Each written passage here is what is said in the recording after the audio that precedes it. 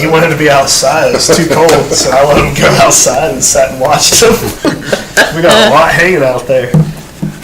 Are we back on? You're back on. Okay, so item 1 on the agenda is to consider acceptance of operational efficiency consulting services, the proposal from W.R. Martin, and then authorization for the staff to negotiate a contract with them. This is something that came out of the retreat last year, and we sent out a request for proposals, or request for qualifications, excuse me. In October, we received proposals from 5 different firms, and formed an ad hoc committee of Councilman Gadd, Police Chief Chad Hawkins, Chuck Flowers, Shelley DeHart, and myself. We reviewed the qualifications and proposals. We interviewed 2 firms, and of those 2 firms, the group unanimously recommended that we choose W.R. Martin. They are, thank you, a firm out of Asheville, and I included their statement of qualifications in the packet that I emailed out on Friday. We got a really good feeling from them. I'll let Doug add whatever he wants to add to them, but we feel they were certainly qualified to do the work, and just a good fit for our organization. So we ask that you approve W.R. Martin and then authorize me to negotiate a contract with them that we'll bring back to you for approval to get this work started. So how much time do they plan on spending here in the office?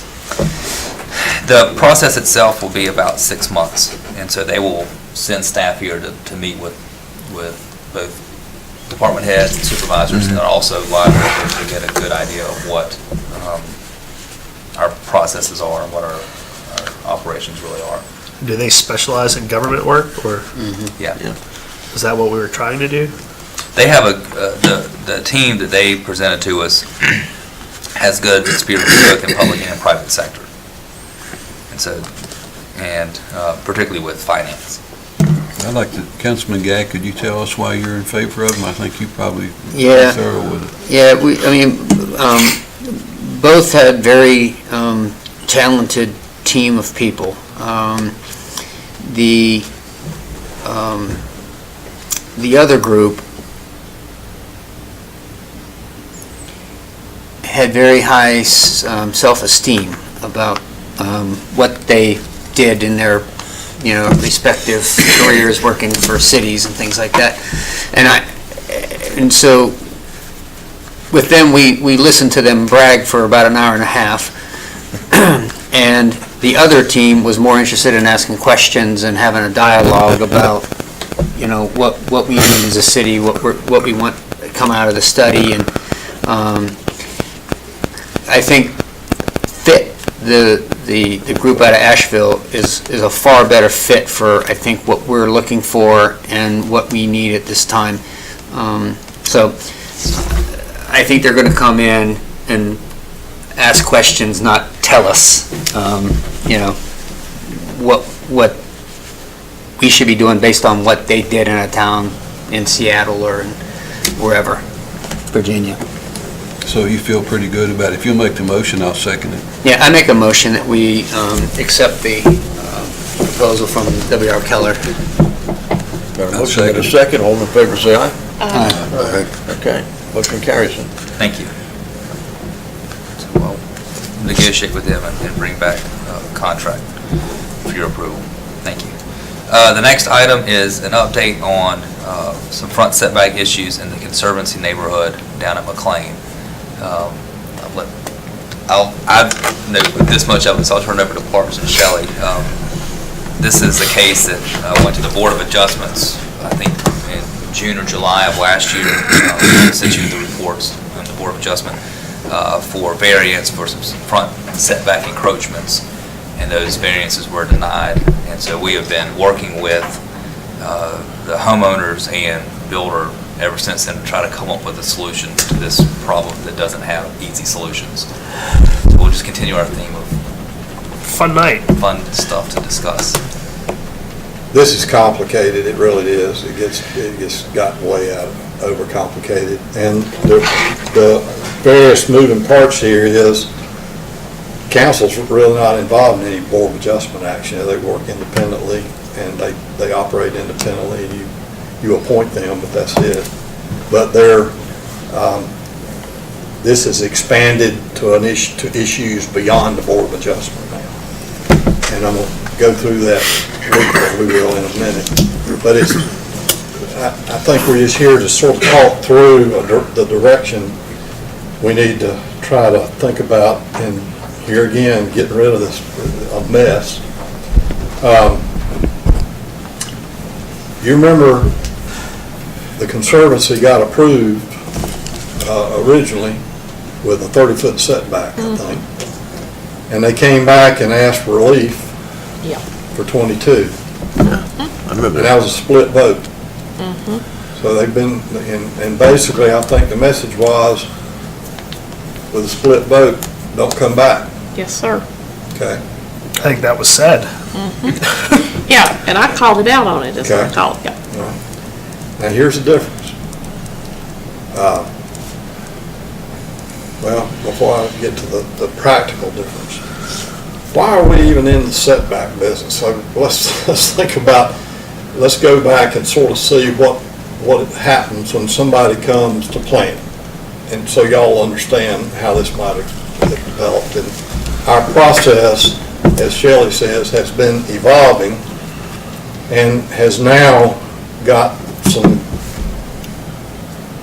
provisions in there that'll prevent something like this from happening, we think specifically. But when this was all going on, I think our system had some holes in it. And the holes were mainly because these guys issue a zoning permit saying you meet the zoning. They go to the county to get a building permit, and the county is responsible for overseeing the building. And then they get finished, and they violated a setback. Well, who's supposed to be looking at that? Okay, so let's sort of talk through that first and see the system, and then y'all see what has happened, and then we got to talk practical, what kind of practical resolution there is. So you tell me, if I come in and ask you for a zoning permit in the Conservancy with these builders, what y'all's system was? How about we start there? What it was or what it is now? What it was, and now what? So when somebody comes in to get a permit for a new house, they're required to provide us a site plan. On that site plan, it needs to show the footprint of the house and call out the setbacks. So the first thing we do before we even go out and look in the field is we look at the site plan and ensure it meets the 22 feet for garage setback and the side yard setbacks, rear setback, et cetera. So once we determine that it's set for inspection, we coordinate with the Public Works Department. We go out in the field. They are to have their corners of the properties identified, as well as the corner of the house. And we're going out for a couple of reasons. We're going out, number one, to make sure that they're building on the right lot, that their utility connections, their water and sewer connections are on their lot, that nothing's happened, and their connections are not in the driveway. We also check to make sure they have erosion control on the side. So in the past, we just go out and check their slide outs and corners. We come back, again, their plan looks good, their corners are marked, they're on the right lot, the utilities are in the right location, and then we just issue the zoning permit. During the time they're under construction, we occasionally go by and look at what's going on in the field, just to make sure they're still building on the same lot, they still have their erosion control, but we really don't go out and look at the site until the end. So at the end of the development, they'll call in, they're required to ask for a zoning compliance, and that's prior to them getting their permit from the county. We go out and we make sure the site's cleaned up, it has the house numbers on it, they built the model they said they were going to do, and it just looks like it's move-in ready. Their utilities, they have the water meter, the connections are there. We double check, make sure sometimes they'll even put the sod over the utility box, and we have to dig it up and figure out where that's at. But we go to Public Works, and then if we think it's good and cleaned up, ready to go, we send a notice over to Gaston County that they're good for their CO. And after that time, the county signs off, and they come in, they start setting up the utilities here. So that was the process at the Okay. time. Now, 2 cases came before the Board of Adjustment, and we'll speak about those. Sure. So we got a phone call from Essex Homes, just out of the blue, saying, well, we need to know about a process. We've discovered 2 properties in Conservancy. They both encroach into the front yard setback. It was a mistake, and, what's the path to follow? So we thought, well, there's really 2 ways to go. You can try for a variance, or you have to go back and try to amend your conditional zoning, which it wasn't a good result, the first conditional amendment. So the legal team for Essex, in their leadership, took the path of 2 variances. One was owner occupied. They discovered it at their closing and signed some agreements with the Essex team, said that they will carry it out, try to get it legalized and clear up the issue. And the other property was still under the ownership of Essex. They went to the Board of Adjustment in July, and both cases were denied. It could not make the findings of fact to support an approval. So since that time, their legal team has been contacting us, trying to figure out how to resolve the issue. They sent in a proposal, and in that proposal, it was revealed there's actually a total of 9 properties out there in the Conservancy, 8 of which are owner occupied. That one that went through a variance under their ownership is still under their ownership. So that is the most recent proposal that we received. There are 9 properties.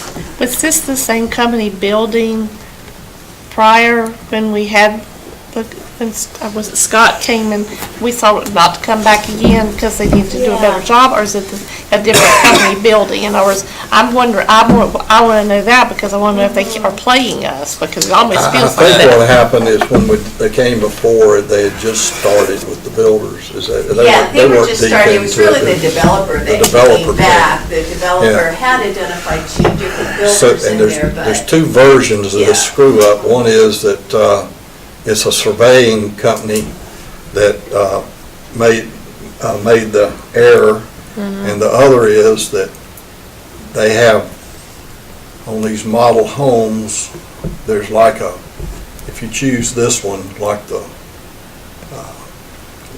deluxe, say, you got a deluxe A and a deluxe B, and one of the differences is the front.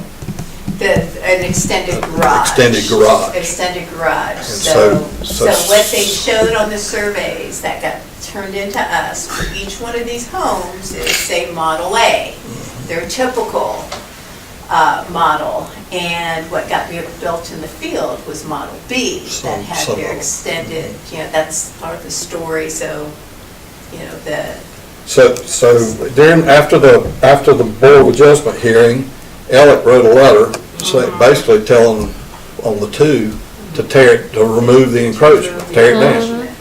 They started jumping all up and down, said it's gonna cost $100,000 to tear down, and we got people in there.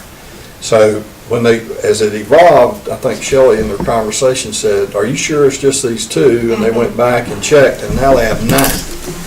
And they have 9 people, 8 of which are occupied, and they have a variance in the encroachment from, one it goes from 3 inches up to 3.5 feet, varying all through these 8 people. So the difference practically now is, instead of the face of a builder, the builder sort of said, customer, come on in, we'll indemnify you or something, is the way they've gotten it to close, but you've got these people showing up now. grandma and grandpa in that house, and they want it fit, they want something done about it, so you're not dealing with solely with a greedy builder anymore. You're dealing with people that have, eight citizens now that live in this house and are wanting relief. All right, I have a question though. If this builder is doing this, do we have any method or way to say you can't build here anymore? Because if they're not gonna go by the rules, they cannot continue building. I mean, but do we have any way to deal with that, or we're just stuck? They've offered to pay money. $83,000 a house. Adds up to $750,000. I was wondering if that was gonna be. They've offered to pay Just 1,000. $1,000 a house, 1,000 but per house. I'm sure they would do more, but the more you get into if there was any sentiment to revise this for the property owner's benefit, you're really doing, that's really a rezoning act. And if you throw money in there, then you get into some potential contract zoning type issues. How did we get to where we are now? Because the initial case, Stephen Henshaw came in here and they said they had made a mistake. I don't understand how they made a mistake, because I went and looked in planning and zoning, and what they are required to do was in the same chapter and on the same page, within a paragraph of each other. Hold on just a sec. They came in and sought relief because they said there were about 120 sites in the Conservancy that had a problem. They came in and sought to have all the lots relieved from that setback, which was approved, and that was where the split decision came in. I think Martha and myself said no. Right. How do they find themselves where they are now with these problems? Were they not corrected? Did they not understand them? So those are, Two different and what you said is exactly right. That's exactly. Two separate and unrelated issues. The first one, when Stephen came back and asked for the amendment to the conditional district, they had recorded Put in the infrastructure. they put in the infrastructure, they had graded the lots, and they platted the lots based on their assumption of a 20-foot or 22-foot. The original 20 foot. Yeah. Because the house front can be 20, but the garage has to be Okay. 30, So on their understanding of our ordinance. So when they came in and they applied for the first zoning permit, planning department said, whoa, there's a 30-foot setback here. And you've got to look at the entire ordinance. You can't just look at, what the setback is maybe in the zoning. You've got to look at what it is for the building Special. itself. And so the way they had graded their lots, they couldn't fit the houses that they wanted to build in that. So the only solution at that time was to amend the zoning. And the council split decision said, okay, none of us like this, but this gets you your path forward. So that was on the developer. So that's McLean or NW Lake Wiley LLC, Stephen and his group. So after that, we had MI Homes, I believe, were building. MI. We didn't really have any issues with them. Essex, right. And then Essex Homes were building in the Conservancy. And so they both came in, they got their permits through the process that Shelley just described, and they go out and they build, and they mark the property corners, and they mark the corners of the buildings they said they were going to build. Shelley's team went out there, inspected it, yep, it meets the 22 feet. And then somehow in the process, the builder changed the building plan that they wanted to build and never told us. Oh. Yeah, And so so- it was exactly right. Every plan and permit that we approved for Conservancy showed at least a 22-foot setback. So somehow there was a disconnect between their building team and what we got on our surveys. Yeah. They built a different model Yeah. than what was submitted to us. So obviously what they should have done is said, no, our customer wants, Model B, we're permit from LA, we need to go in and revise our permit. And Shelley would have said, well, you can't do that Yeah, because it doesn't say fit. you have to shift it back. And shift it back.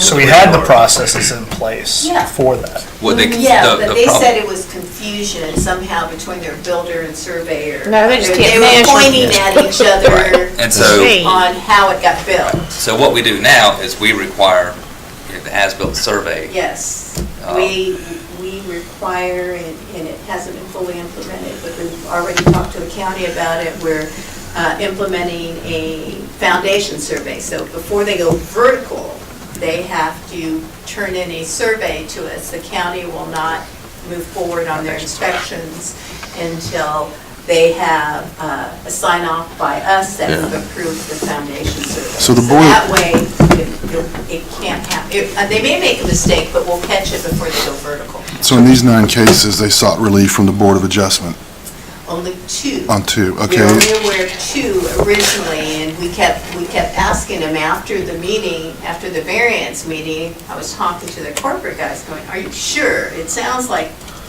that same model, I don't know if it was the deluxe one, but that same model was built on other lots there. And it all has to do with this one model. Wow. So the 2 have been denied by the Board of That's Adjustment. correct. So they decided to go that venue and they've been denied, so they're Yes. done, right? Yes. So we have these others hanging out here that we're concerned about. Why is The it, original Well, one they're part done, as but they well. still, They're- they still got an issue with their owners. Is that why? Well, yeah, they signed an agreement with, are you talking about the property? Well, owner? they came back and wanted to go with, appeal the interpretation. Yes, so they filed appeals with us, and it wasn't an appeal of the determination of the Board of Adjustment, it was the interpretation of the codes of the planning director. They felt that I have administrative authority to somehow just take money and Fine them. fine them and then grant them some kind of waiver, and I don't know what it is, but I don't see the authority in there, nor No. would I do. All right, so tell me this, you have an issue, there's people living in there. Yes. And they're gonna say, well, look, may forgive you because there's people in there. How can we move forward in a way that we hold not only them responsible, but don't have issues later on of somebody doing the same thing and coming back and say, look, you only charged him $1,000 and, we just went ahead and moved it forward, we'll pay our, so how do you see this, shall Well, we? again, this is very complicated. I've never seen anything like this. So the property owners there are really in the situation because it affects their resale. It's non-conforming. They have code violations on their property. So, they really need some kind of avenue to help get them out of their code enforcement situation. So when it comes to a resale of the property, Wouldn't the builder have to eat that through the contract on the front side? Like, well, didn't they offer them I don't immunity or know whatever? any private agreements. I imagine, there's a lot of stuff going on there. I was just trying to address your question. Yeah. The only avenue that I can see is what's been suggested is amending of the conditional zoning just for those 9 lots, be very specific. The setback is set at this for each one of the lots, and that's it. And it would be part of the official record. So in the future, when they go to resell it, the associated approval for it identifies their lot had some kind of special concession. so The only thing, you want to somehow punish the builder, but Well, everybody, yeah. Yes, what you're but saying, that's I don't not know how going to to be do good. that. No. I don't know how to do We're that. Right now, exploring we're that. punishing the Yeah. property owner. was the recourse not for the property owner to go after the builder to Well- address this? I mean, in this instance, we're bailing the builder out. I mean, why do we not hold the builder accountable? Say, look, all of this is here, and you can read this, and you've done this enough to where you should be able to interpret it. That's a good point. Now, I don't understand why They can't we're fix the, But how can they, basically, our new residents, we're saying, well, welcome to Belmont now. We're gonna, it is a private issue and it was caused by the builder, so. And they were made aware of it and signed off. So can we just let the homeowners and the builders figure out how Wait, to guys, resolve it? one time let Parks talk. We could say, this is between you and your builder. And Right. just, yeah, I mean, yes. It just, you figure it out, but Because we had the ground. I'm just telling, that has been one thought I've had, that you would just do that, but it doesn't fix it for when they get ready to go sell it again, the builder's gone, they're out here, I'm just saying they might be coming up here.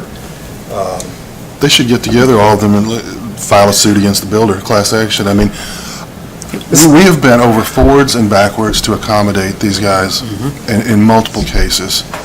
In this instance, they're looking, they messed up and they're coming back to us again. We need you to modify your code to accommodate us because we were unable to meet these performance standards.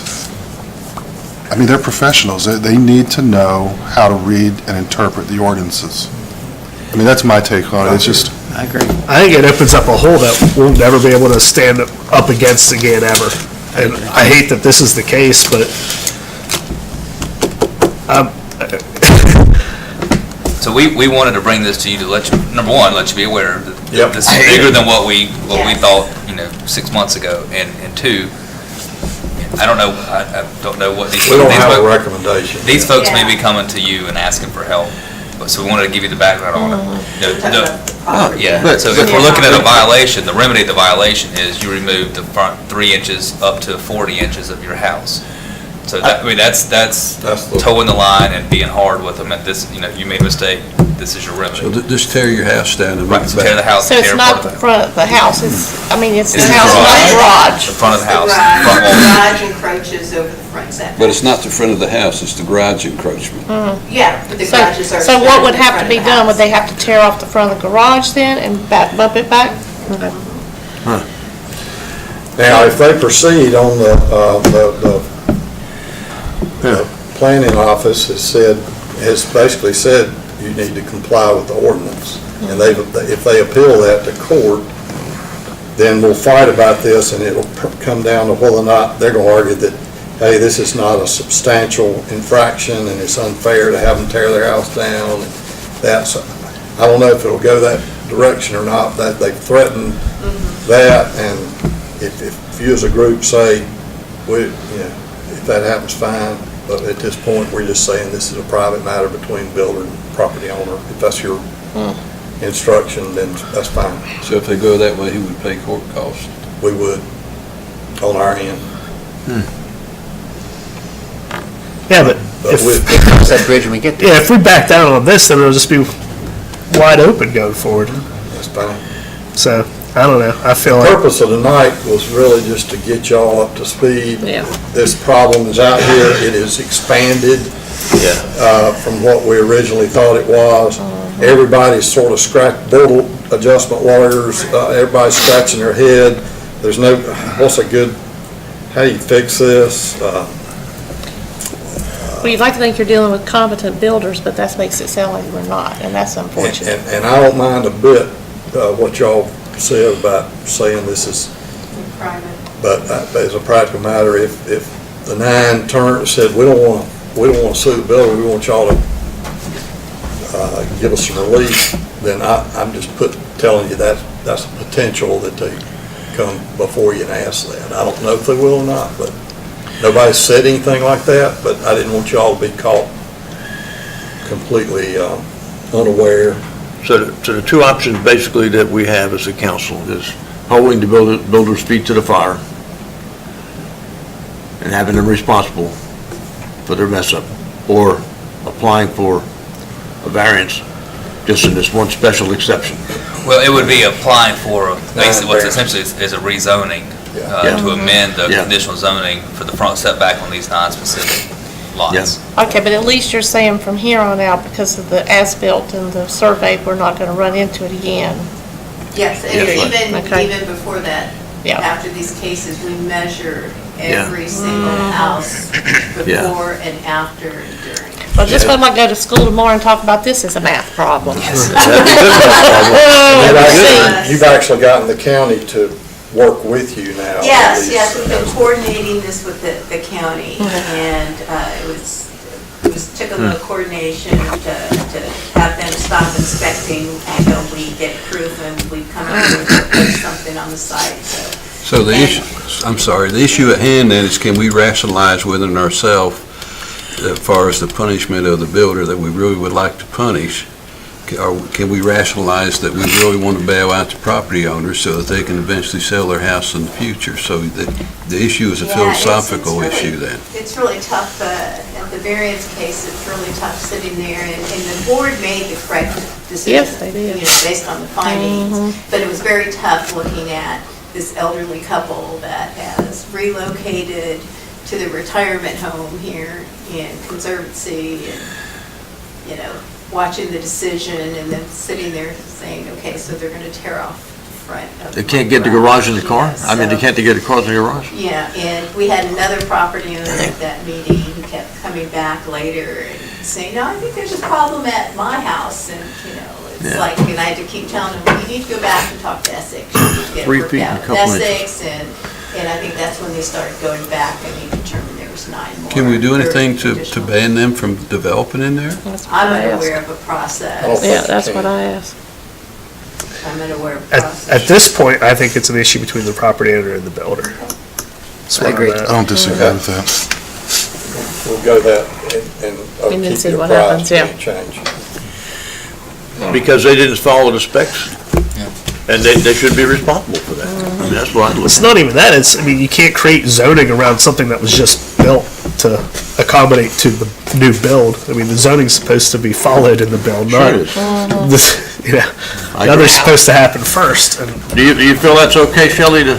Sure, I mean, this is a decision-making body. So we can't make them tear their house down, though, can we? Well, technically, I think there's 2 code enforcement cases. We haven't opened the other, we were unaware of the other 7 and prior to receiving this. Yeah.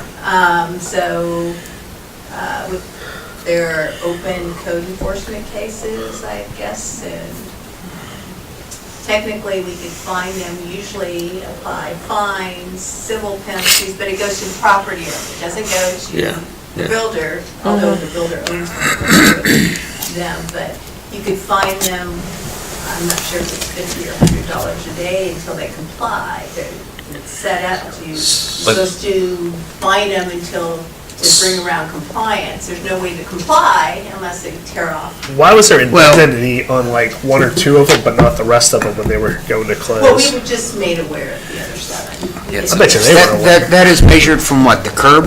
No, it is measured from the property line. From the property line? Yes, so the property line is typically out there a foot to 2 feet behind the sidewalk that's out there. So they could narrow the road, move the sidewalk over, and put it back in compliance. Yeah, you would want to do that. Because then they're It's a lot cheaper than tearing a house down. Yeah, then they're still Just the front violating, garage. the conditional zoning had a specific roadway cross-section. I'd like that more was information, approved, I and guess. we would be violating another section of the ordinance, so. Because they suggested that at the variance meeting, hey, we'll just move this and move the right-of-way, let us encroach into your roadway. So we have the vehicle to impose a fine on the builder until they correct the situation. It'd be the property owner, and there's The residents. There are Yeah, 8 that's ugly. of the 9 lots are owned by private property owners. I'm not in favor of that. No, I'm not either. So is the builder essentially more or less absolved of this? I mean, do we have any recourse as a city with the builder? Is it They strictly shouldn't. on the property owner now to deal with the As far builder? as penalties, was on the property owner, but I think there's still, it'll be interesting to see when we go to the builder attorney and say, it's between you and the property owner, y'all fix it. Yeah. We'll see what they do and report back to you then. I think that's what should be done. Thank you. And follow directions. All right. That's all we have. That for makes this- I want to go back, Switch. I want to go back to one point about the Stoke Point thing. Can we contact the homeowners association there to say something? Because guys, that's a really serious thing.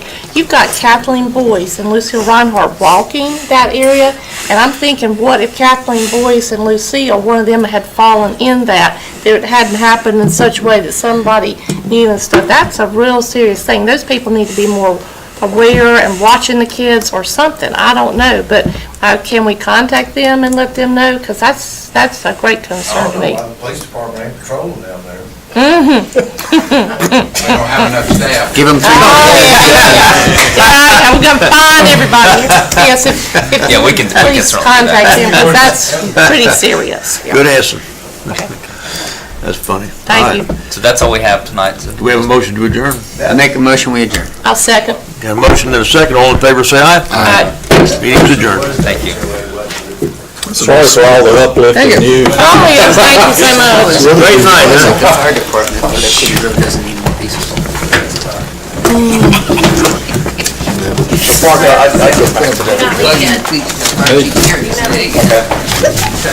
Yeah, they Mayor, can you sign this really quick? Sure. So this is from 20, We don't want to start.